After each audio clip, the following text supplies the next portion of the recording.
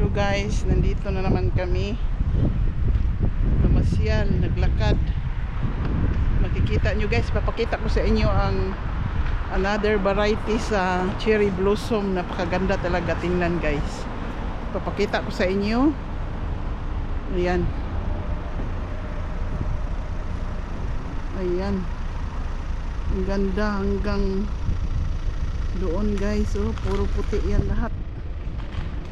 Puro puti na strip. Ayan.